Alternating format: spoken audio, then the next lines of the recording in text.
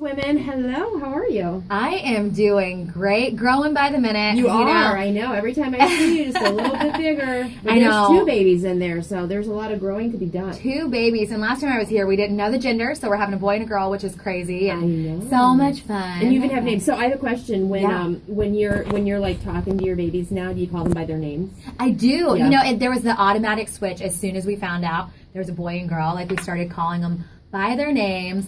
And it's just weird because I have this app where it tells you what's going on every day, and it like they can hear me now. So now I'm like very particular. If I hear someone swearing down the street, I'm like, oh, I like protect my belly.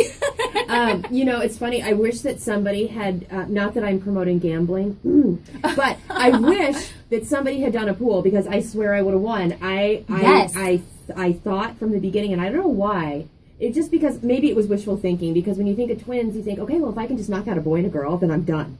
And I, for some reason, always thought you were having a boy or girl, and you are. Yeah, it is. You know, we did March Madness, and I added you to our board. And so you actually picked the winning combo. But it was crazy because you never want to say what you think you'll have or what you think you want and all that kind of stuff. So I was like, oh my goodness. You know, I never said one iota. A healthy baby. That's all you want. It doesn't matter. So I didn't say one thing. And then we found out at the gala, which was so much fun in front of all of our guests and the supporters, viewers, fans, you know. So that was really cool because, you know, so much of our lives, like with the show, is done publicly. On TV. Yeah, and so it's really fun. I thought it was neat to get to include our viewers on all that. That's But it's great to be back in the studio with my 2 little special helpers. Yes, that's right. You have 2 producers with you 24/7. You know, that's why the joke has been as we added to the team. But it is so great to be back here. We have a phenomenal group with us today. We're talking, you know, major issues in Chicago, and this group supports so many different charities, foundations. It's so neat to have Marissa and Cheryl here from the Chicago Community Trust. How are you ladies? Doing great. Thank you for having us. Yeah, so tell us, you have a big event coming up, but there's so many things you do. But first, let's talk about On the Table. Yeah, On the Table is Tuesday, May 10th of this year. We are asking everyone in the Chicago region, so that's all the counties surrounding. All the suburbs. Everywhere. And in fact, even Chicagoans who live in other cities should have an On the Table because it's our day of civic reflection. It's our day when we talk about what's important to us and ideas for solutions. How do we become a more sustainable, dynamic community? And our theme this year is how do we become a more unified community? It's a great day to be able to talk about things that are so important to us in this place that we love. What I like about this too is, you know, a lot of the time people just complain or they feel like they don't have like an outlet to say like, oh, I can't stand this or this. And this is actually opening up the conversation for what change do we want to see. I attended one of these dinners last year. I went, you know, I got the invite. I didn't really realize what I was going to. And it was so neat because all of a sudden you're sitting around a table with all these different, you know, like-minded people for a better cause. And it was like, we started talking about Chicago and where we see it. And it wasn't just a certain type, too, which I love because of the different groups. There was so many different blends there. Everybody but was we all wanted a better Chicago. And so it was really neat. So what do you do, like, after the dinner happens? Like, is there, like, a way to fill out what you'd like to see or that kind of thing? Like, so first let me clarify. It is breakfast, lunch, dinner, high tea, snacks in the middle of the afternoon, or drinks at the end of the day. Wow. Right? You're talking pregnancy now. We want people, tea. Yeah, tea and herbal snacks. tea and snacks, yes. We want to make sure that folks are able to have these conversations in any format that they want. I mean, barbecues, fancy dinners, just cookies and herbal tea.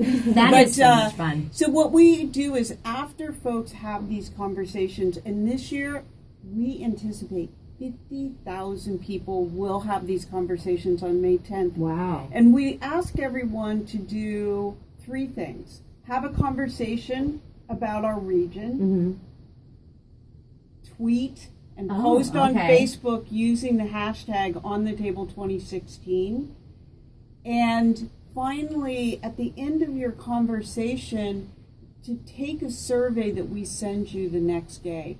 It is so important for people to tell us what were you talking about? Yeah. So the survey is where it comes full circle. The survey comes full circle. It's our feedback loop, and then we publish a report about what's on people's minds and what are their ideas to make this place better. So it's not just about the problems. It's how do I think I can contribute to the solution? So with the last year was a really big one. You celebrated your 100th birthday, and you had on the table dinners all across the city, the suburbs, all around Chicagoland. But what were some of the things that people did want to see change? And then were you able to find solutions for that? Marissa, I'm throwing this one to you. Cheryl could probably answer this better, but I think one of the things that we were surprised in year one was that people talked a lot about collaboration and a more need for community engagement, right? So we were surprised. We really did think that people were going to talk about violence, and they probably did talk about violence, education, some of the issues,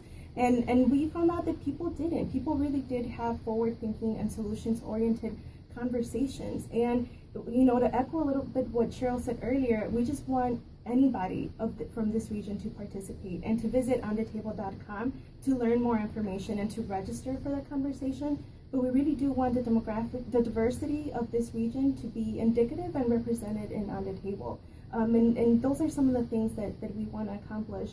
But to go back to your question about what were some of the things that people talked about, those were the two things, the collaboration and civic engagement. I'm sure Cheryl can add a little bit more to that, but those were the two top things. Yeah, I think Maritza really captured it. We designed this as an opportunity to talk about solutions rather than just complaining about problems. Like that. And so we've seen through these reports that people are committed to Chicago. They want to be more engaged. 70% of the people who participate in On the Table actually meet people that they hadn't met before.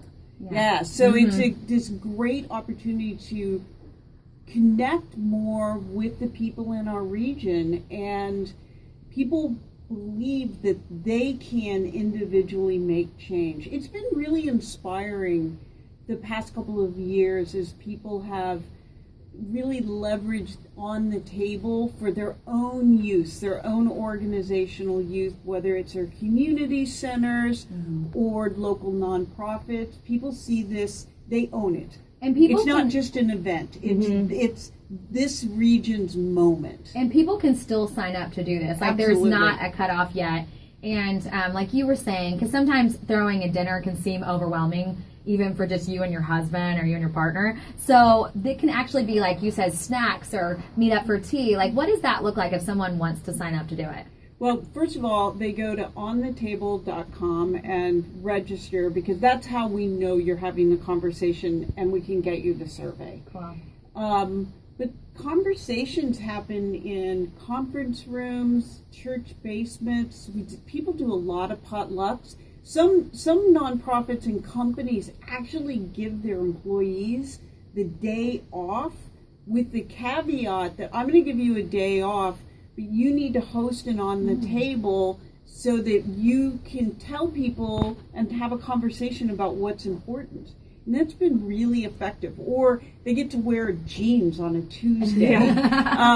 But we've seen conversations at local cafes. We've seen people doing potlucks in their own homes. There's different ways for people to plug into On the Table. I mean, one of the things that we also are telling people, have these conversations at home with your families, right? When was the last time the family sat together around the dinner table or breakfast or lunch table and had a conversation about some of the challenges in their community, but not just that challenge, but also taking ownership of what can we do, what can our commitment be to try and affect some change to address that challenge. And once people sign up, do you give them kind of the conversation starters? Is that they get like a little kit?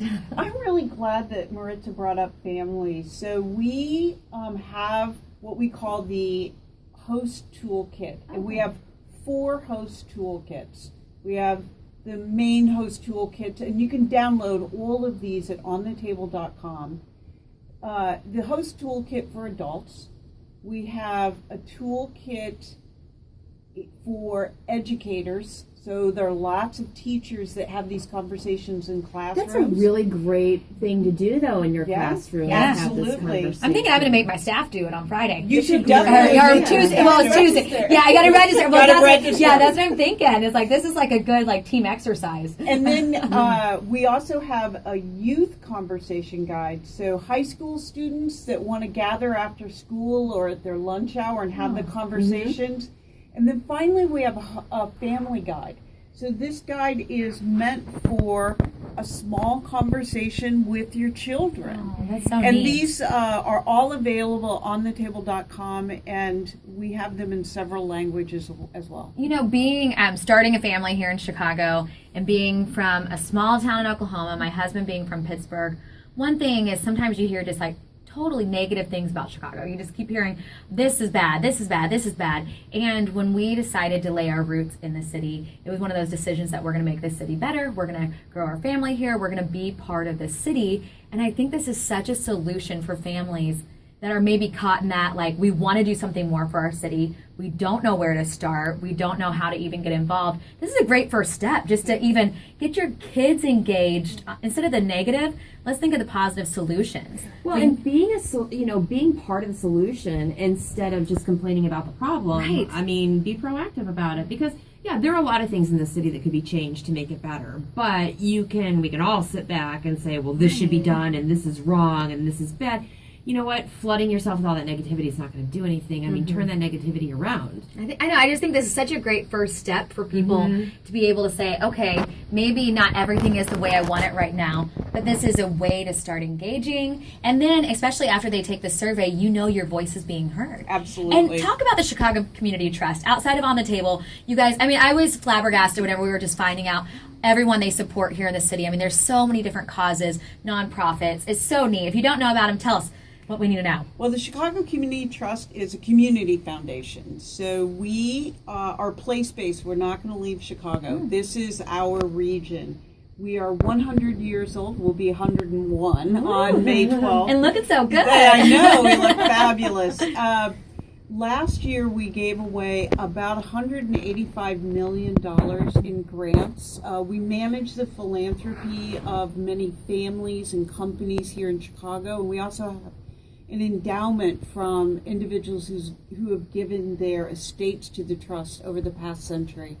So we are, we're a grant maker, we're a convener, we are a civic engagement leader. We're about the Chicago region. I love it. You know, that's what I love whenever you meet nonprofits that are really working in the city to make the city better. Well, and the fact that, like you said, you're never leaving Chicago. We are not and leaving. You're So committed to the city, so that's wonderful. That's really, really nice. And now I want to throw it back really quick to On the Table. This is all on May 10th, you said, right?